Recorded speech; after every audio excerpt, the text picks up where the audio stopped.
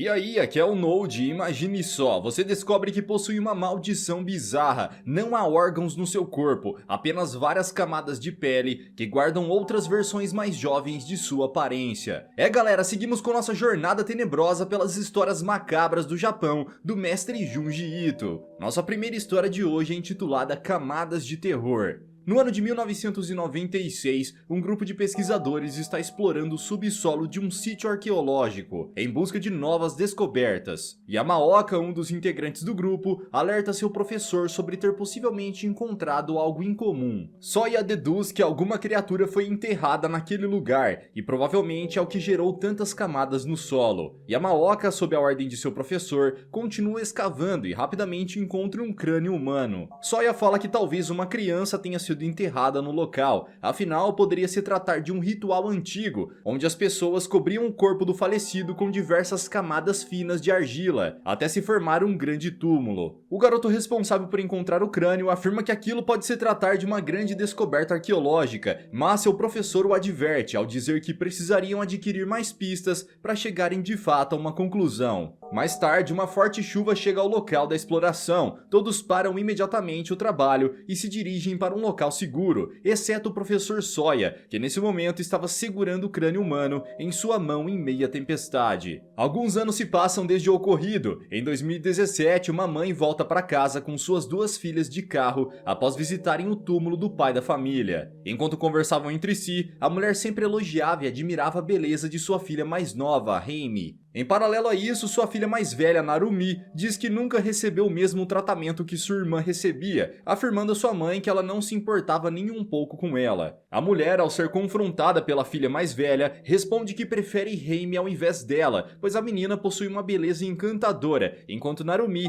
é chamada de feia e sem importância. A filha mais velha se abala ao ouvir aquelas duras palavras de sua própria mãe e acaba desviando sua atenção da estrada. Nesse breve segundo, um caminhão surge em sua direção. A garota é alertada rapidamente por sua família e acaba fazendo uma manobra para evitar uma possível colisão. O carro sai da pista e poucos segundos depois, Narumi recobra a consciência e observa o resultado de sua ação. Ao deslocar o veículo em alta velocidade, acertou em cheio uma placa de sinalização que estava na pista e o objeto se chocou contra o rosto de sua irmã, o deixando completamente desfigurado. No mesmo dia, Reimi é levada até um hospital. Enquanto isso, Narumi é culpada por sua mãe pela ocorrência do acidente. Ambas aguardavam em uma sala de espera, até que o médico chama as duas para observarem o estado da garota. O doutor diz a elas que o rosto de Reimi estava se recuperando por conta própria. Ele também revela que durante os exames realizados, foi descoberto que a garota não possui cérebro, órgãos ou ossos. O seu corpo é completamente feito por várias camadas de pele. A mãe da menina acha aquilo uma loucura e a princípio acredita ser mentira, mas ao escutar a explicação do médico, começa a rir de pânico pelo que está presenciando. O doutor também revela que o total de camadas presentes no corpo da garota representa seus anos de vida. Ou seja, Reimi possui dentro de si a mesma aparência de quando era um feto, uma criança e atualmente uma adolescente. A mãe da menina se interessa ao ouvir isso. Ela diz para o médico não realizar nenhum exame em sua filha, pois quando Reimi se recuperar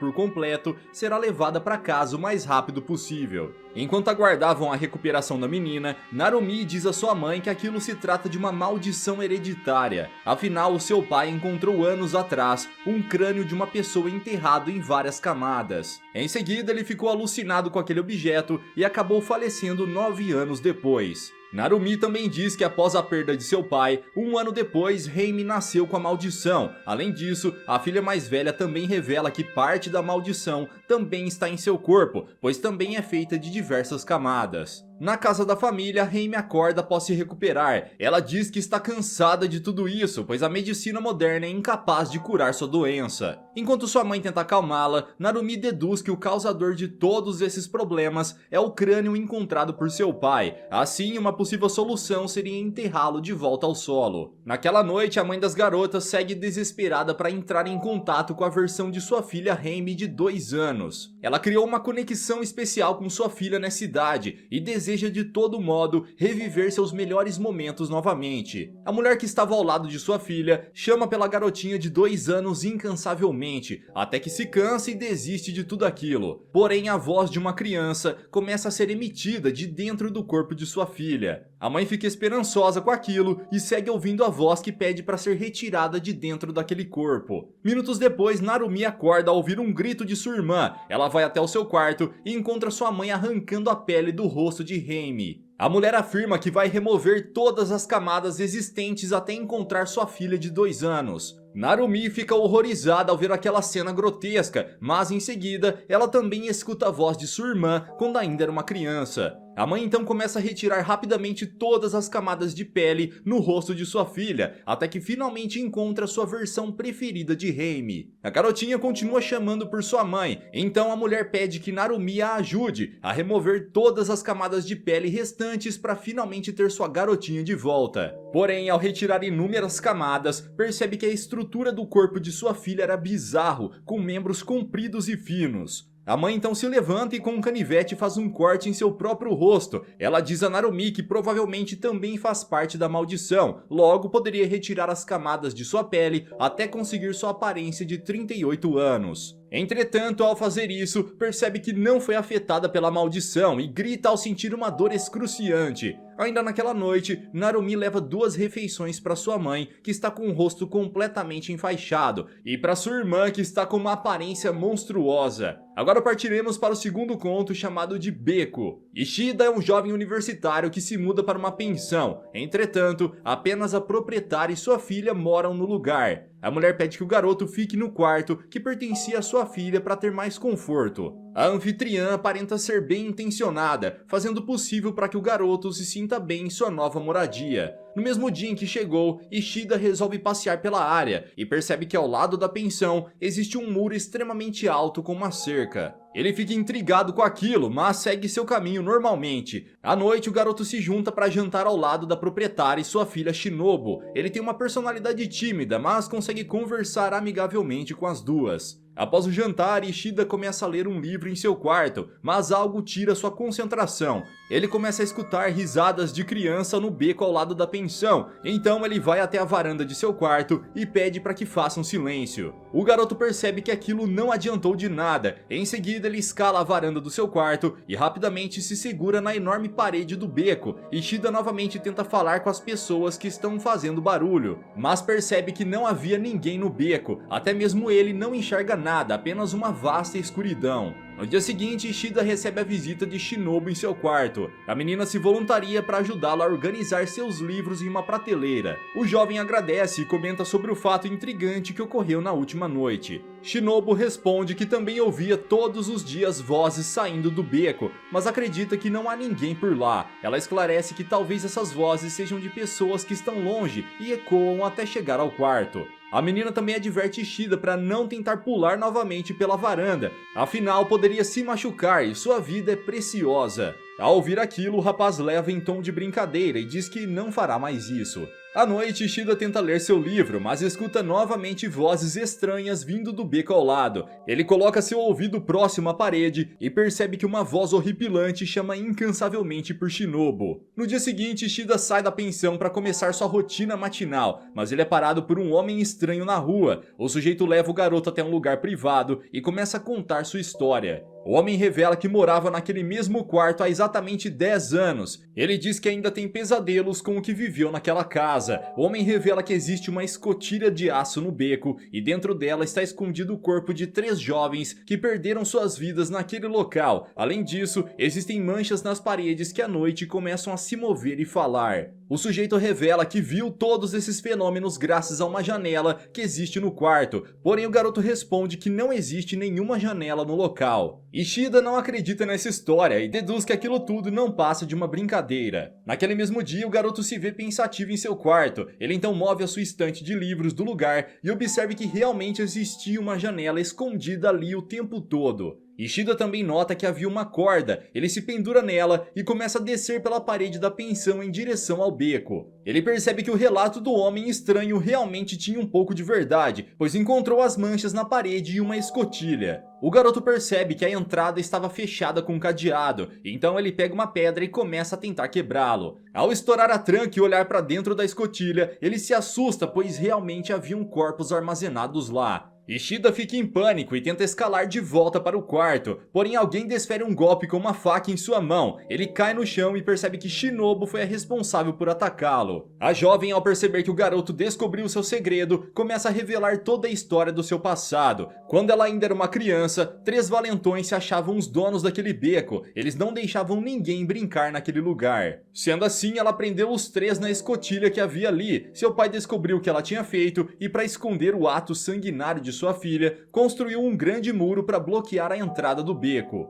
Dias se passaram e Shinobu levou 2 colegas que odiava para o local e tirou suas vidas ali mesmo. Ela colocou seus corpos na escotilha e seguiu sua vida normalmente. Quando o pai descobriu o que ela havia feito, a jovem o eliminou e também colocou seu corpo na escotilha. A garota revela que depois disso manchas estranhas surgiram nas paredes e à noite elas tomam a forma das pessoas que perderam suas vidas. Shinobu conta que todas as noites eles chamam por seu nome, mas enquanto ela não sair lá fora, estará segura. A garota percebe que Ishida desmaiou devido à queda e resolve descer pela corda para ver o que houve. Porém, ao chegar no beco, a corda que dá acesso ao quarto se rompe. Shinobu fica presa no beco até a noite, onde as manchas começam a se mover e avançar em sua direção para enfim se vingar. Agora vamos dar início à história do terceiro conto, intitulado como Visão na Biblioteca. Em uma noite de lua cheia, um garotinho se vê frente a frente com uma criatura monstruosa em sua biblioteca.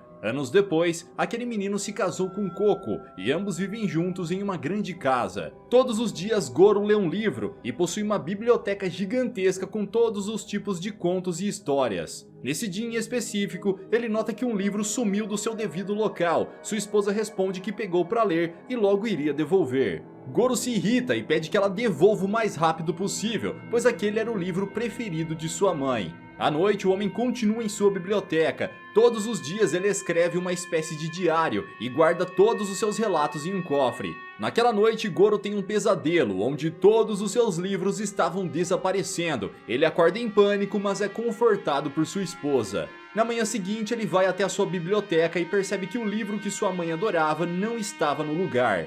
Coco afirma que devolveu o livro na estante e não sabe o que aconteceu. O homem logo começa a entrar em pânico e se debater contra as estantes. Sua esposa aproveita a situação e começa a ler o diário dele. Ela identifica em uma das anotações de quando ele ainda era um garoto que sua mãe estava saindo com um homem totalmente bizarro. Mais tarde, Goro recebe a visita de uma mulher pálida e estranha. Após alguns minutos, ele relata a sua esposa que recebeu em sua casa a personagem principal do livro que sua mãe amava. A entidade recitou todo o livro para ele do início ao fim. Coco responde que se tratou apenas de um sonho e que seu marido deveria descansar. Porém, Goro afirma com toda certeza que viu a personagem do livro e que nesse momento ela estava bem atrás de sua esposa. Alguns dias depois, Goro se encontra em estado de loucura total em sua biblioteca. Ele diz a Coco que foi visitado por um ser maligno. Ele pertence ao livro que seu pai adorava ler. Se trata do romance mais assustador de todos os tempos. Naquela noite, a criatura recitou todo o livro com uma voz horripilante e foi embora, mas Goro sabe que ele irá voltar. Coco então diz que seu marido deve ir ao médico para se consultar, mas ele responde que seus problemas não vão ser resolvidos dessa forma. Mais tarde, enquanto estava na biblioteca, a criatura monstruosa surge novamente e o encara com um olhar sombrio. Coco acorda ao lado de Goro e percebe que ele está extremamente assustado. Seu marido se levanta e começa a recitar por completo o livro que seu pai adorava ler. Enquanto fazia isso, vários cortes começaram a surgir por todo o seu corpo. Após recitar todo o livro, Goro acredita que se livrou da criatura e ela não deverá mais importuná-lo. Alguns dias se passam e novamente o livro que sua mãe amava desapareceu da estante. O rapaz se culpa por aquilo e resolve memorizar todos os livros da biblioteca, pois se um deles sumir, ele terá decorado em sua memória. Então ele começa a ler todas as histórias, contos, fábulas até não conseguir mais. Em certo momento, ele afirma que precisa apagar as memórias antigas em sua mente para dar espaço às novas histórias, e assim ele faz. Enquanto estava exausto na biblioteca, ele recebe a visita de sua esposa. Devido ao seu cansaço, ele esbarra em uma das pilhas de livros que estava servindo de suporte para uma lamparina. Com isso, as chamas contidas no objeto se espalham pelos livros e rapidamente causam um gigantesco incêndio, destruindo tudo. Após todo o caos, em um hospital, um paciente chamado Shogo Shirasaki foge do seu quarto e em sua cama deixa 2 livros de romance e o diário de bordo da Coco. Por fim, chegamos à quarta história macabra, intitulada como O Cabelo Longo no Sótão. Hiratsuka e Chiemi voltam para casa após um encontro. No carro, os dois acabam tendo uma discussão e o jovem diz que sua namorada faz de tudo para agradá-lo e parece não ter opinião própria. Ela tenta argumentar, mas o rapaz somente ignora e vai embora. Chiemi chega em sua casa e encontra sua irmã mais nova, Eri. A garotinha diz que possivelmente um rato está andando sobre o quarto de sua irmã. Chiemi bate no teto e o barulho desaparece. Ela fica sozinha e começa a lembrar do seu passado, onde na época Hiratsuka era mais compreensível, sendo ele o responsável por seu cabelo estar tão grande, pois ele afirmou que ela ficaria linda se deixasse seu cabelo crescer. A jovem está totalmente magoada por fazer tudo o que o namorado deseja e não ter o valor que merece. Chiemi acaba caindo no sono após passar grande parte da noite chorando. Já de manhã, ao acordar, ela percebe que o rato que andava escondido pelo seu quarto estava morto e entrelaçado por seu longo cabelo. Ela se assusta com o ocorrido, mas acaba sendo otimista. A garota reflete sobre o tamanho de seu cabelo enquanto lava e chega à conclusão que a melhor escolha será cortá-lo para romper com seu passado. Sendo assim, ela pede que sua irmã a ajude. Eri vai até a sua mãe e a questiona sobre onde está a tesoura. Enquanto procurava pelo objeto, a menina ouve o grito de sua irmã vindo do seu quarto.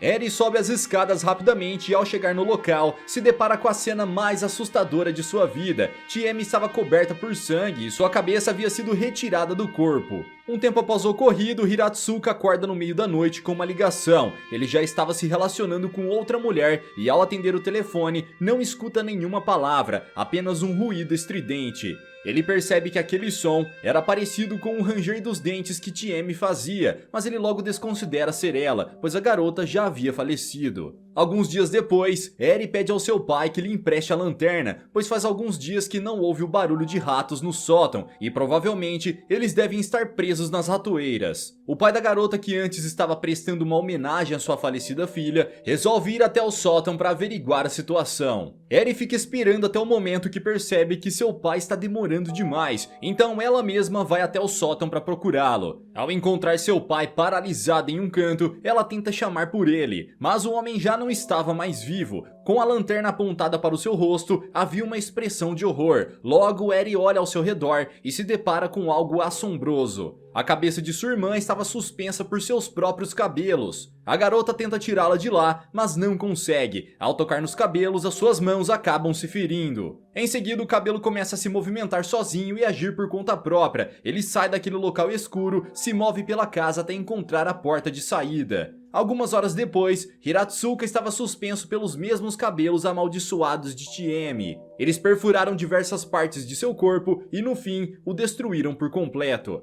Galera, me digam quais desses contos foi o mais perturbador, acham que sobreviveriam em todos eles? Se quiserem a continuação das histórias macabras, deixe aqui embaixo nos comentários. Vejo vocês no próximo recap de anime, até lá!